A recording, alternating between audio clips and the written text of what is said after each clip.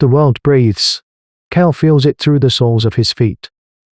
A slow, seismic rhythm that is the only constant in his life. It is the life of the Great Osteon, the living mountain, the city minus sized and Ankylosaurus whose back is the clan's entire world.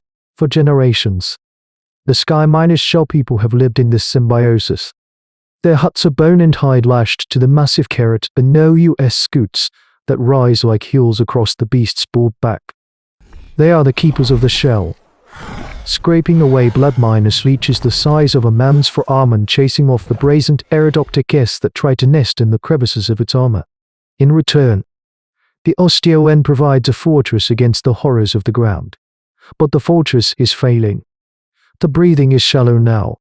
The rhythmic tremors less certain. A lethargy has fallen over the Great Osteon, a weariness that is mirrored in the clan.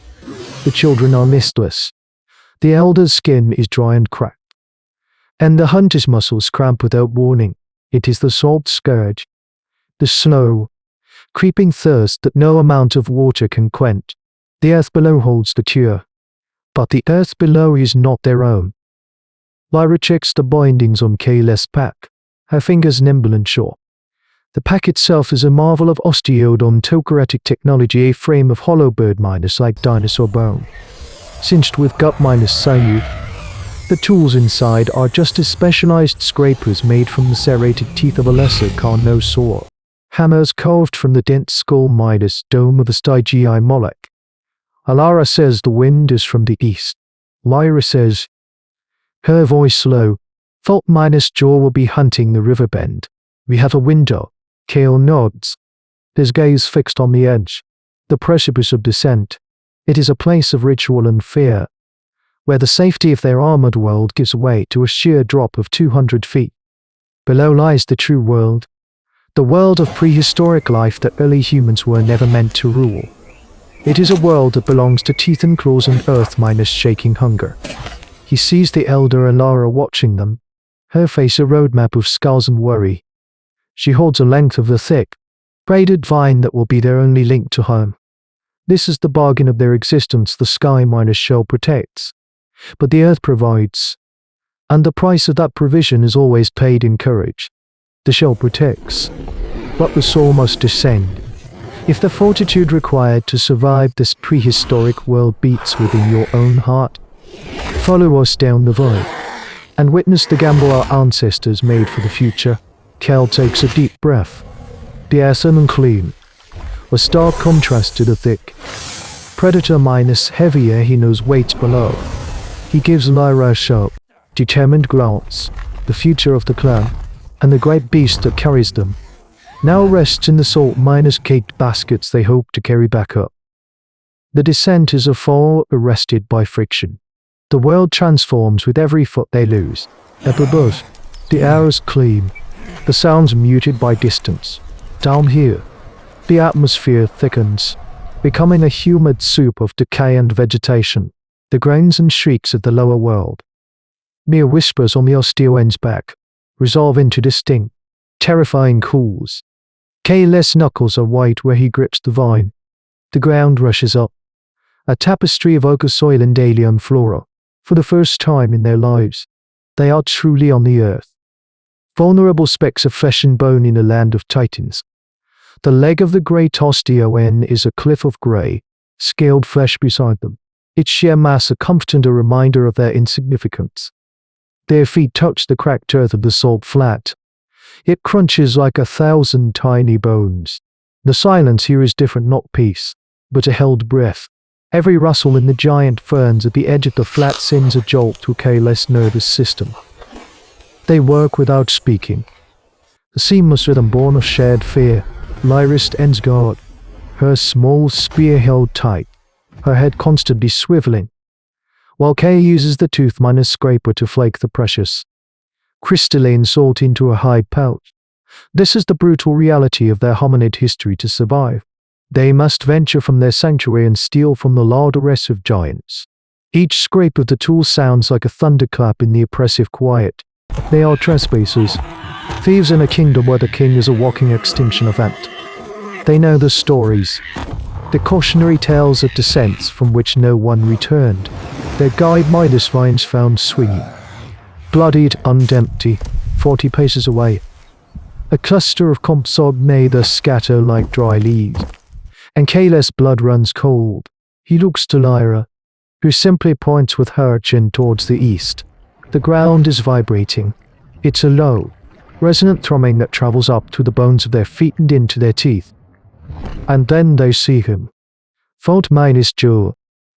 The Giganotosaurus emerges from the tree line, its immense head a hatchet against the sky. It is larger than any nightmare, a creature of impossible scale and malice. A deep, jagged scar runs down the left side of its jaw, a permanent sneer that gives the beast its name. It hasn't seen them yet. It lowers its head to the river, its throat working as it drinks. Cal and Lyra are frozen, two small statues of terror. They have maybe a minute. The crevice. Kale breathes, his voice a dry rasp. 100 yards away, a narrow fissure cuts into the rock face, their only planned escape route. The dinosaur lifts its head, water and blood from some previous meal sluicing from its jaws. Its massive eye, a yellow or above reptilian indifference, swivels and locks onto them. The chase is not a chase. It is an inevitability. They run, their small legs pumping, their soul pouch forgotten. The earth shakes with the predator's pursuit. The crevice is agonizingly close. Lyra dives in first, and Kale shoots her deeper, turning to face the monster for a split second. The jaws, filled with teeth like railroad spikes, snapshot inches from his face. The sound a deafening crack of splintering air. He scrambles back into the fissure, collapsing next to Lyra as the Giganotosaurus roars in frustration, its massive head too broad to follow. They are alive, but they are caged, pinned in a sliver of rock by the unblinking eye of a tyrant. Trap. The word is a stone in Kale's gut. The Giganotosaurus does not leave. It paces before the fissure, its massive eye a malevolent moon peering into their sanctuary. Its breath, a foul wind of carrion and swamp, washes over them in hot gusts. The sun dips below the horizon, painting the sky in bloody streaks of orange and purple. Dusk is the predator's friend. Soon, the smaller, faster hunters will emerge. The crevice will become a tomb. Lyra's Anna Vingorm still beside him, her breathing shallow and controlled. She is not watching the monster's eye. She is studying its body, the vast landscape of its flank, the way the muscles bunch and shift beneath the thick, pebbled hide. This is a core tenet of their survival skills. Understand your enemy not as a monster, but as a living creature with instincts and weaknesses. She has spent her life observing the Great Osteon, watching it react to threats. She knows how the colossal herbivore swings its tail not in a wild panic, but in a calculated, defensive arc aimed at the attacker's most vulnerable point, the flank, just behind the ribs. The Osteon's blind spot, Lyra whispers, her voice barely audible over the dinosaur's guttural breathing. When the Carnotaurus attack, they go for the legs, but the Osteon turns, always, to protect its side. Kale doesn't understand. They are not the Great Osteon. They have no tail club. It's flank. She repeats, a flicker of desperate genius in her eyes. It expects threats from the side. She gestures to the pile of loose stones at their feet. It is a plan born of impossible odds, a gamble that pits a pebble against a mountain of teeth and fury. This is the crux of human evolution, not the strength of the body, but the audacity of the mind. Kale understands. He gathers a handful of sharp minus-edged rocks. Lyra selects a single, palm-minus-sized stone, weighing it, feeling its balance. She is the strategist. He is the diversion. When Elwire is signaled, Kale hurls a rock high against the cliff face, far to the left of the crevice. The clatter draws the Giganotosaurus' attention for a bare second. In that instant, Lyra leans out and throws. Her aim is perfect. The stone sails in a low arc and smacks hard against Fault Minus Jaw's flank, right behind its massive ribs. The sound is a dull whack. For a moment, nothing happens. Then, the Giganotosaurus stiffens. Its reptilian brain, wired for millions of years of combat, registers a threat from its vulnerable side. It lets out a guttural roar, not of anger, but of confusion and aggression, and pivots its immense body away from a crevice to face this unseen challenger. This is their chance. Now, Lyra screams. They burst from the fissure, sprinting for the dangling vine. The ground trembles as Faultminer's jaw, realizing its mistake, turns back. Its roar of fury is a physical force, washing over them as they leap for the rope. Kale feels the hot wind of it snap just below his feet as he and Lyra scramble upwards. Their ascent fueled by pure adrenaline. They do not stop until they collapse onto the familiar, breathing keratinous plates of the Osteoen's back, their lungs burning, their limbs shaking, without a single crystal of salt to show for their ordeal. They have failed their mission, but they have survived. Armed with a terrifying new piece of knowledge, a Titan's instincts could be turned against it. The story of Kale and Lyra is not recorded in any stone tablet or fossil record known to our modern paleontology. It is a ghost, an echo in the deep chasms of prehistoric life. Yet, in their desperate gambit, a universe of possibility was born. On that day, a fundamental law of nature was broken.